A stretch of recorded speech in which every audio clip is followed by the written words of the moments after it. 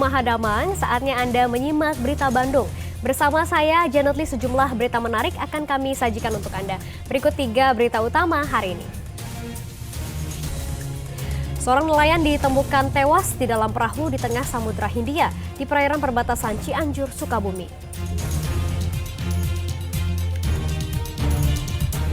Puluhan ulama dan pimpinan pondok pesantren di kota Tasikmalaya mendesak pemerintah bersikap tegas kepada Al Zaitun. Kasus tabungan macet di 35 sekolah dasar di Pangandaran, baru 5 orang korban yang melapor ke polisi.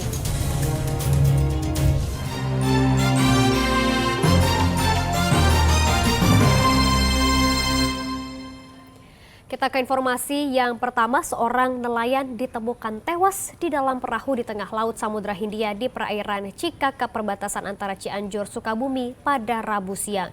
Korban saat itu tengah melaut untuk mencari ikan.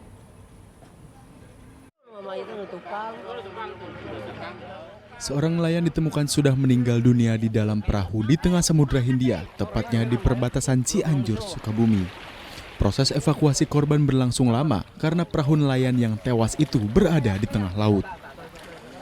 Ketua Rukun Nelayan Ujung Genteng, Jeka, mengatakan korban dilaporkan sudah 1 pekan melaut.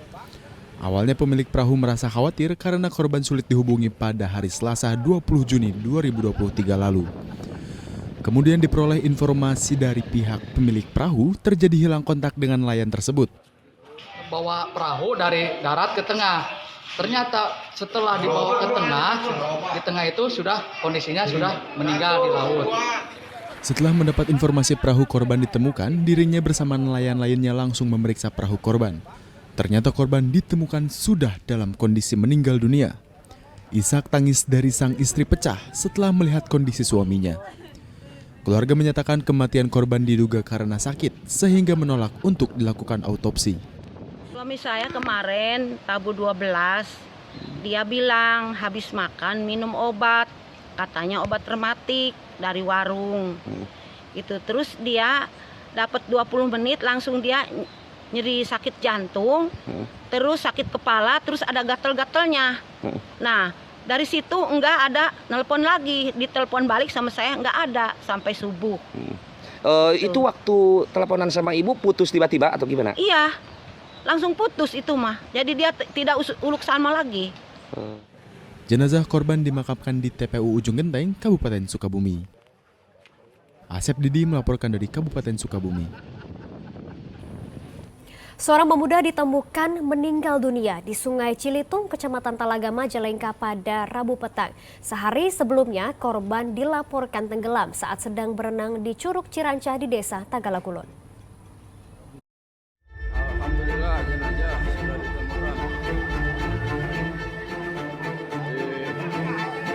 Tim SAR dari BPBD dan Basarnas dibantu warga sejak Rabu pagi melakukan pencarian korban tenggelam di Curug Ciranca, Desa Talaga Kulon, Kecamatan Talaga, Majalengka. Korban bernama Dede Ilham berusia 25 tahun yang merupakan warga setempat, sebelumnya dilaporkan tenggelam pada Selasa sore. Petugas melakukan penyisiran di bagian daratan di sekitar lokasi korban tenggelam. Hal itu terpaksa dilakukan karena medan yang berat lantaran derasnya arus Sungai Cilutung serta banyaknya bebatuan sehingga dapat membahayakan keselamatan para petugas. Sebelum kejadian, korban mengajak teman-temannya untuk berenang di Curug Ciranca. Namun, teman-teman korban menolak ajakan tersebut. Meski sudah diperingatkan, namun korban tetap berenang hingga akhirnya tenggelam. Teman korban melihat kejadian tersebut tak mampu memberikan pertolongan. Saya lagi main sama teman-teman. Terus si korban ngajak ke Sungai. Ke sungai ya, ke bawah. Kemudian si korban maksa pengen Berenang. Ya berenang dah harus. Cuma saya udah kasih tahu jangan kayak takutnya kenapa tenggelam ya. Kemudian si korban memaksa pengen berenang, katanya dulu juga udah pernah berenang di situ. Pas udah saya kasih tahu, udah kasih saran jangan berenang malah maksa. Itu tahu korban tenggelam? Ya tahu. Gimana? Kan sempat muncul sambil ketawa-ketawa Di air? Iya, di air. Cuma pas saya lihat lagi udah gak ada, saya langsung panik ya. Terus Itu korban dalam keadaan posisi gimana? Korban posisinya pakai apa? iya udah siap pakai celana dalam, udah siap berenang. Terus pas korban udah gak ada, saya langsung panik nyariin sama teman-teman. Iya. Itu berapa waktu? Setelah 24 jam, korban akhirnya ditemukan oleh warga di wilayah Desa Margamukti sekitar 500 meter dari lokasi kejadian pada Rabu petang. Korban ditemukan tersangkut di antara bebatuan dalam kondisi meninggal dunia. Kira-kira pukul 18.00 oleh warga setempat di Blok Mekarurip, Desa Karurip, Kecamatan Talaga. Korban ditemukan berapa meter dari lokasi kejadian sama kedalaman air berapa kemarin? Korban ditemukan kira-kira kurang lebih 500 sampai 1 kilometer, 500 meter sampai 1 kilometer, dan kedalaman air diperkirakan 1 meter. Usai dievakuasi dan proses identifikasi, jasad korban langsung dibawa ke rumah duka untuk dimakamkan pihak keluarga. Agun Gunawan melaporkan dari Majalengka.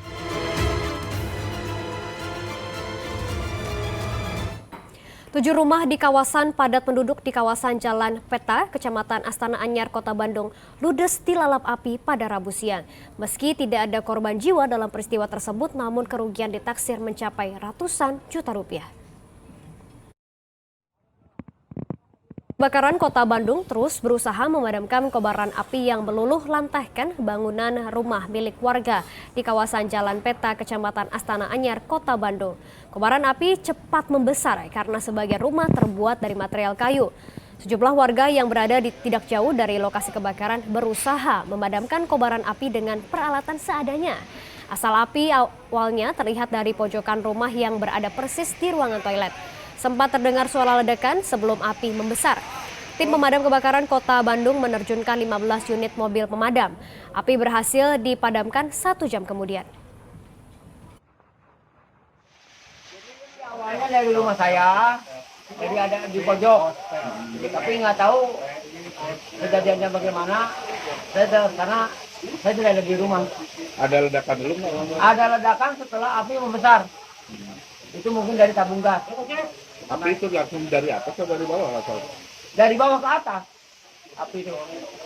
Rumah siapa aja yang kebakar itu? Ya rumah Pak Ujang, Ibu Imas, yang kakak ini ya, kakak sama ini gitu kan. Terus ya ada berapa keluarga sih. Kondisi pada saat kebakaran ada orang di dalamnya? Kemungkinan nggak ada. Sebuah video aksi koboi jalanan yang terjadi di jalur wisata Gronggong, Kabupaten Cirebon viral di media sosial. Dalam rekaman tersebut terlihat seorang pengemudi mobil turun dan merusak kendaraan lainnya dengan dongkrak hingga memukuli pengendara lainnya.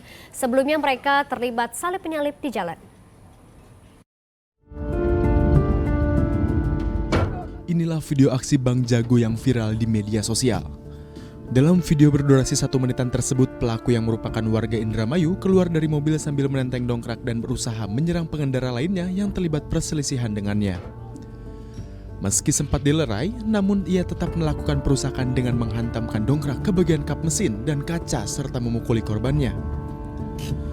Tak butuh waktu lama, petugas Satreskrim Polresta Cirebon membekuk pelaku di rumahnya di Indramayu pada Jumat petang. Pelaku kemudian digelandang petugas beserta barang bukti dongkrak yang digunakan untuk merusak dan melukai korban. Di hadapan petugas, pelaku mengaku tersinggung setelah terlibat saling salip di jalur wisata Cirebon Kuningan. Kepada korban, selaku saya pelaku, minta maaf yang sebesar-besarnya. Ya inginlah memperingankan gitu, diringankan. Ya. Ada lagi sudah? Sudah, Pak. Oke. Dari keterangan awal, pelaku tak hanya beraksi seorang diri, melainkan bersama 2 orang rekannya. Kedua pelaku yang saat ini masih dalam pengejaran ikut serta memukuli korban. Tersinggung dan kesal menjadi latar belakang terjadinya aksi anarkis di jalanan ini. Kejadian, jadi pada saat itu para pelaku dari arah Kuningan dan korban juga dari arah Kuningan menuju turun ke bawah. Kemudian ketika di perjalanan mereka saling menyalip. Ya, kemudian terjadi saling mengejar, kemudian pelaku menyetop kendaraan korban, kemudian para pelaku memukul korban. Ya, setelah itu pelaku turun lagi ke bawah, kemudian dikejar oleh korban. Sehingga pada saat itu karena saling emosi, ya, kemudian para pelaku menghentikan kendaraan korban, kemudian terjadilah pengrusakan, ya, dengan menggunakan dongkrak, ya, yang dipukulkan kepada kap mobil, kemudian kepada kaca, sehingga menyebabkan kaca pecah dan kap mobil rusak.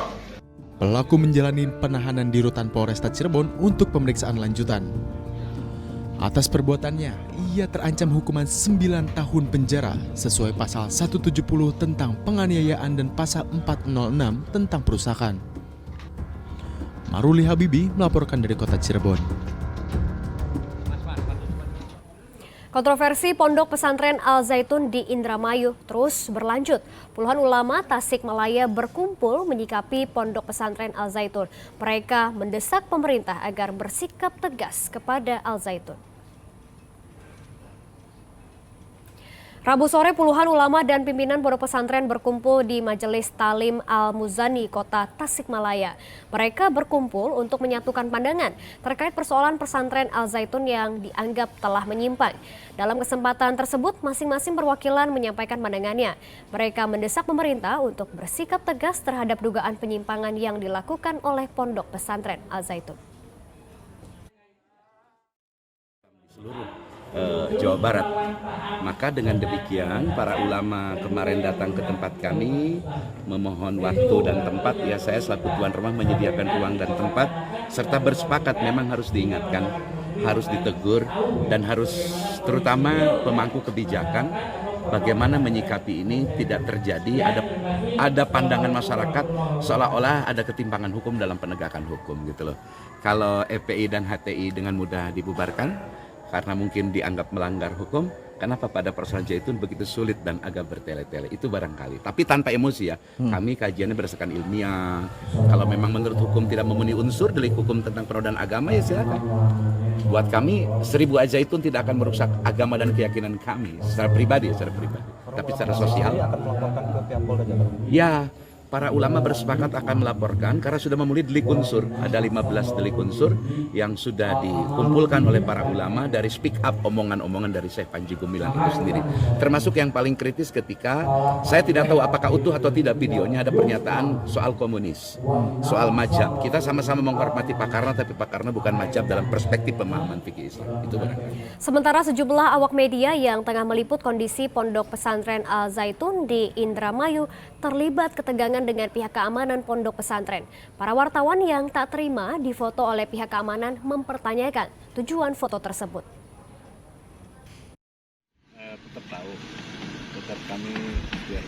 Ketegangan terjadi saat sejumlah wartawan dari TV nasional tengah meliput area luar pondok pesantren Al Zaitun di Kecamatan Gantar, Kabupaten Indramayu. Awak media yang awalnya tenang meliput dari jalan mengarah ke gerbang, tiba-tiba didatangi tenaga keamanan pondok pesantren pimpinan Panji Gumilang tersebut. Bukan bermaksud untuk mengusir, namun mereka justru memfoto satu persatu awak media yang tengah bertugas. Tak terima difoto, salah satu jurnalis bertanya tujuan dari pengambilan foto oleh satpam tersebut.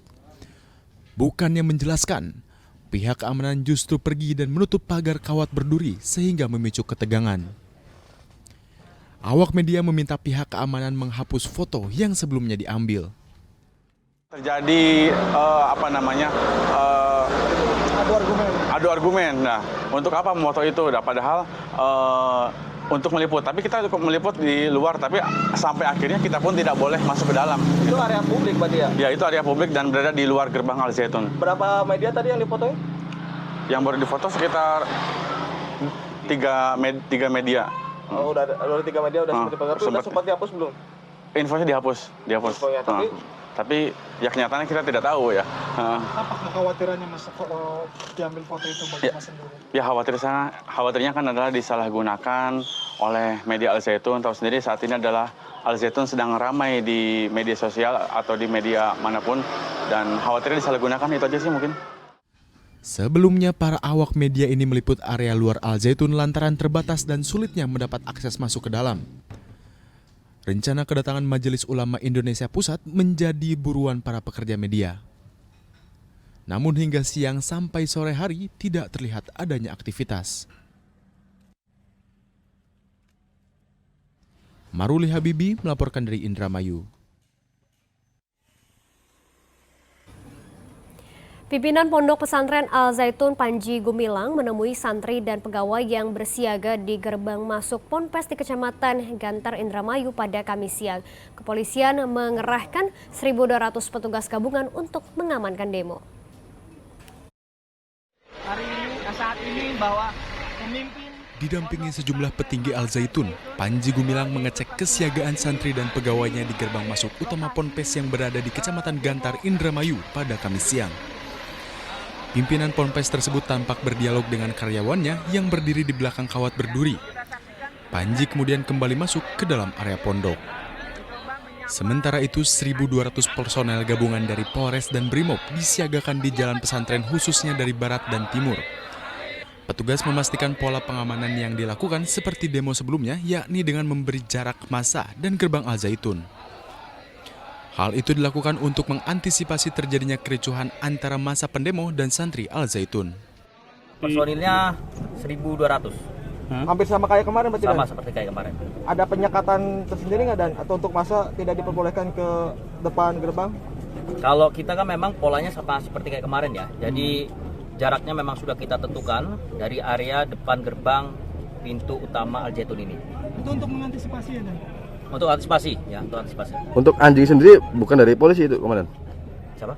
Anjing di depan. Yang di dalam, ya. di lokasi Al Zaitun. Ya. Itu kemungkinan punya Al Zaitun. Siap. Ada masa tambahan Dan dari yang kemarin atau gimana Dan? Dari ini ya, dari masa aksi yang akan datang, dari Forum Solidaritas Indramayunya. Sampai sekarang masih tetap sama seperti pengajuan surat pemberitahuan yang diberikan kepada kami. Pengunjuk rasa berasal dari sejumlah ormas gabungan. Petugas disiagakan di sejumlah titik kumpul massa. Maruli Habibi melaporkan dari Indramayu.